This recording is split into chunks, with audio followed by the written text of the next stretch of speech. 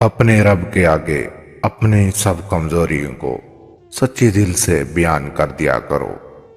اللہ تعالیٰ غفور و رحیم ہے۔ اللہ تعالیٰ آپ کی سب کمزوریوں کو قوتوں میں بدل دے گا۔ سارے ملک کا بگاڑ، سارے ملک کا نظام تین گروہوں کی وجہ سے بگڑتا ہے اور درہم برہم ہو جاتا ہے۔ نمبر 1، حکمران جب بے علم ہو۔ نمبر 2، علماء جب بے عمل ہوں۔ نمبر 3، فقراء جب بے توکل ہوں۔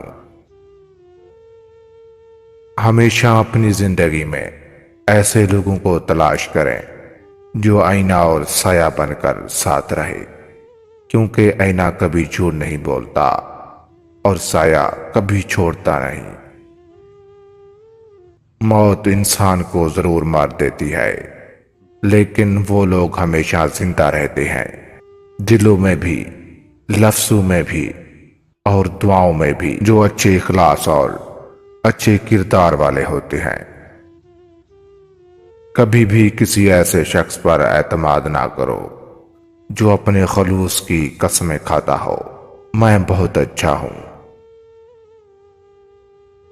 وہ شخص احمق ہے جو دشمنوں کو دوست بنانے کے لالچ میں اپنے دوستوں کو ہی دشمن بنا دے۔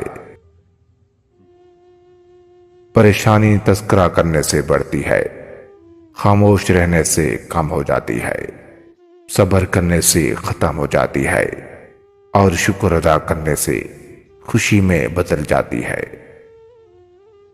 جو شخص ہر مہینے صبح شہد چاٹ لے وہ کسی بڑی بلا و مصیبت میں مبتلا نہیں ہوگا۔ وہ غلطی سب سے بڑی غلطی ہے جس کے غلط ہونے کا احساس بھی نہ ہو۔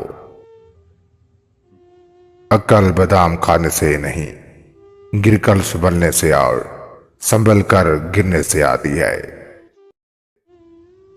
وجود چاہے کتنا ہی حسین کیوں نہ ہو، آخر کردار بازی لے ہی جاتا ہے۔ سچا انسان ہمیشہ سچے آغاز اور سچے انجام پر ختم ہوتا ہے۔ جھوٹا انسان ہمیشہ جھوٹے آغاز اور برے انجام پر ختم ہوتا ہے۔ 12 ربیع الاول میں یہ عمل کر لو، پورا سال خوشیاں آپ کے قدم چومیں گی، آپ کو کوئی دکھ و پریشانی مصیبت نہیں ہوگی، اور آپ جو چاہو گے، جو مانگو گے، آپ کو ملے گا۔ اگر یقین نہیں آتا تو ایک بار ضرور آزما کر دیکھ لیں۔ 7 بار یا اللہ، 7 بار یا رحمان، 7 بار یا غفار، 7 بار یا رحیم، 7 بار یا حنان، 7 بار یا منان، 7 بار یا دیان، 7 بار یا سبحان۔